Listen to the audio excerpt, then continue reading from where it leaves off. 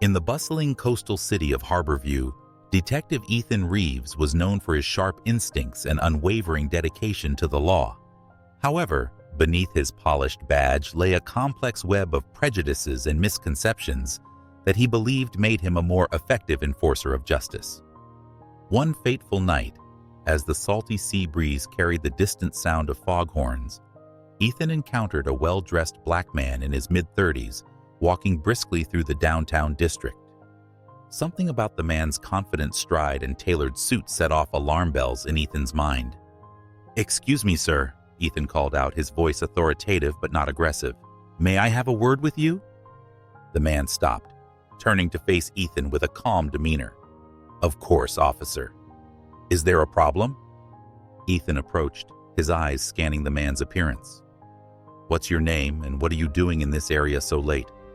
"I'm James Wilson," the man replied evenly. "I'm heading home from a community meeting."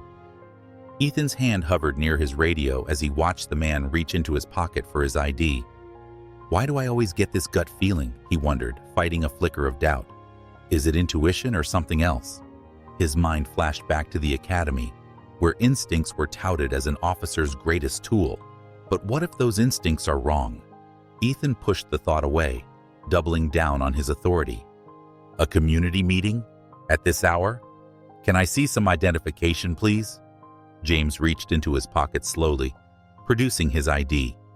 Ethan examined it closely, his brow furrowing. "This doesn't prove you were at a meeting, Mr. Wilson.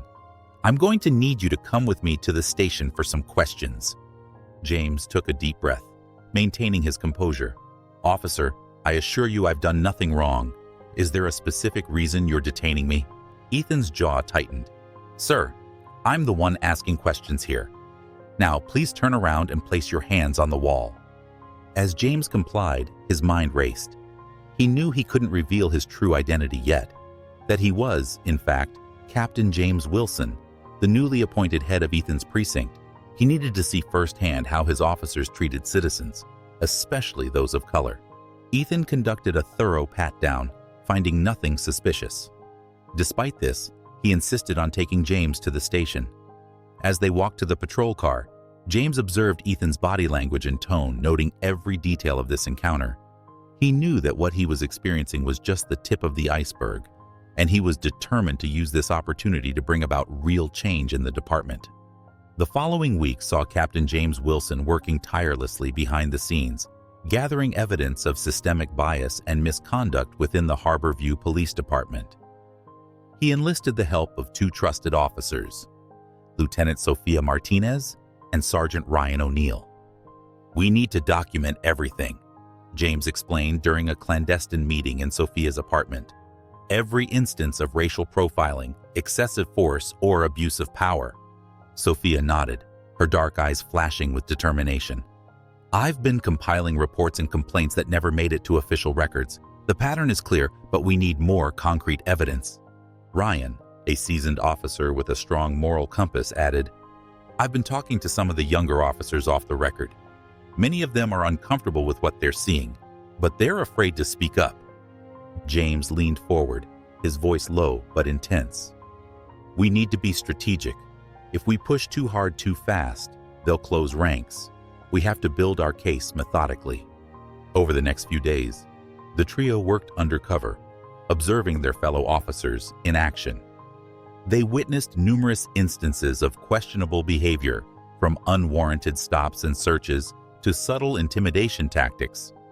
One evening, James spread the files across Sophia's kitchen table, his eyes scanning the documents with a critical eye. "We'll need to corroborate each of these reports with additional evidence. Video footage, witness statements, anything that can't be dismissed or explained away." He glanced up at Sophia and Ryan. "We're not just building a case, we're building an unassailable fortress of truth. They won't be able to ignore this." Later that week, James observed Ethan harassing a young Latino man outside a convenience store. The detective's voice was loud and intimidating as he demanded to know if the man had any drugs on him. James approached cautiously. "Is there a problem here, Detective Reeves?" Ethan glanced at James, his eyes narrowing slightly. "Just doing my job, sir. This area is known for drug activity." James turned to the young man, his voice calm and reassuring. "Sir, are you all right? Do you understand why you're being questioned?" The man, visibly shaken, replied, "No, sir. I was just buying some milk for my mom." James nodded, then turned back to Ethan. "Detective, unless you have probable cause, I suggest you let this young man go about his business." Ethan's jaw clenched, but he stepped back. "Fine, get out of here," he growled at the young man, who quickly hurried away. As James walked away, he could feel Ethan's eyes boring into his back. He knew he had just made a powerful enemy, but he also knew he had done the right thing. The incident only strengthened his resolve to bring about change in the department. As James, Sophia, and Ryan continued their covert investigation, they received an unexpected ally. Officer Emily Chen, a rookie with a strong sense of justice, approached them one evening after shift. "Captain Wilson," she whispered, her eyes darting nervously, "I need to talk to you. It's important." James led her to a quiet corner of the station. "What is it, Officer Chen?" Emily took a deep breath. "I've seen things that aren't right. Officers taking bribes, falsifying reports, using excessive force. I have records, but I'm scared. If they find out I'm talking to you..." James placed a reassuring hand on her shoulder. "You're doing the right thing, Emily. We need brave officers like you to stand up for what's right. Can you get those records to us?" Emily Chen had always dreamed of wearing the badge, inspired by her father, who had served with honor before retiring. But as she handed over the damning records to James, her mind raced back to the day she had graduated from the academy. Her father's proud smile had been a beacon of hope.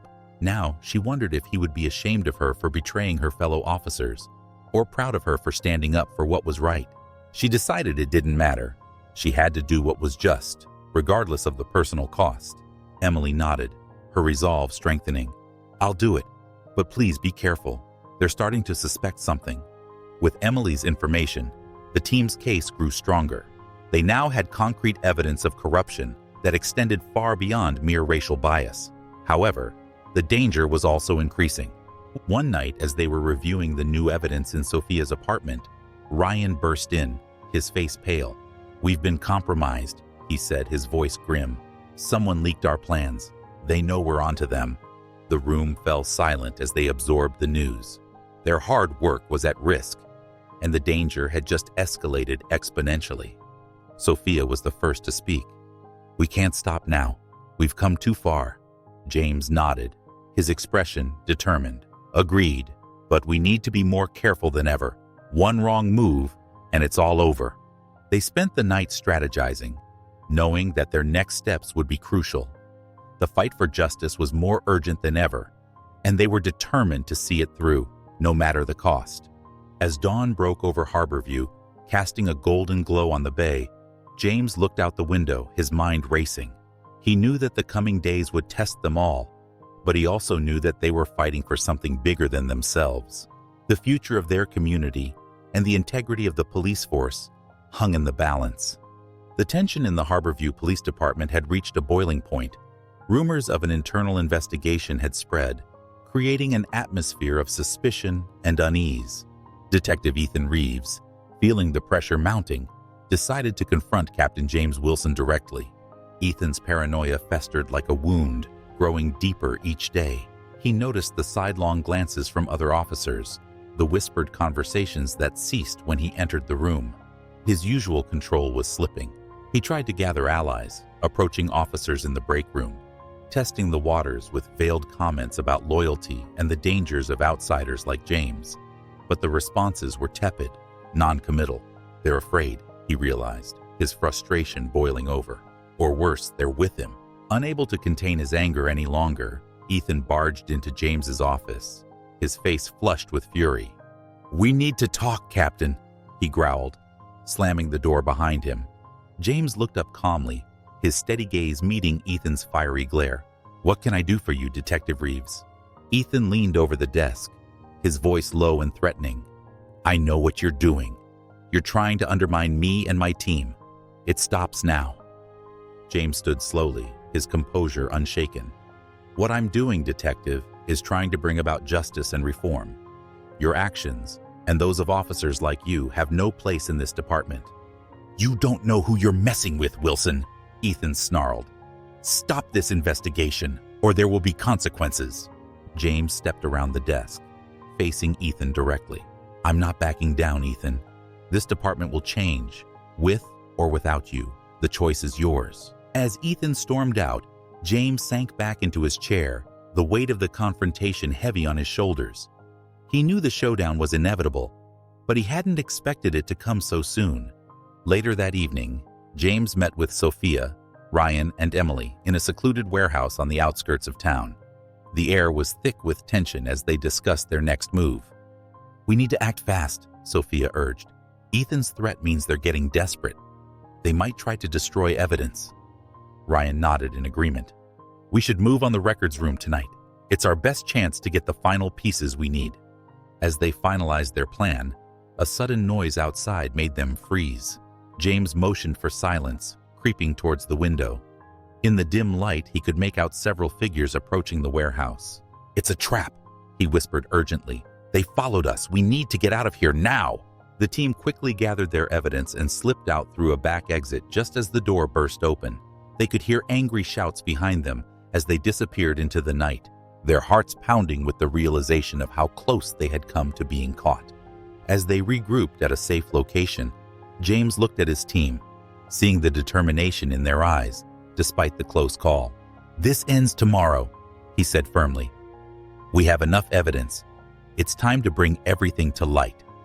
The morning sun rose over Harborview, its warm light a stark contrast to the tension gripping the police department. Captain James Wilson stood in the main hall, facing a sea of officers. The air was thick with anticipation and unease. Thank you all for coming, James began, his voice steady and authoritative. We've uncovered significant evidence of corruption within our department. This cannot and will not be tolerated. He nodded to Sophia, who began displaying digital copies of transaction records and incriminating reports on a large screen.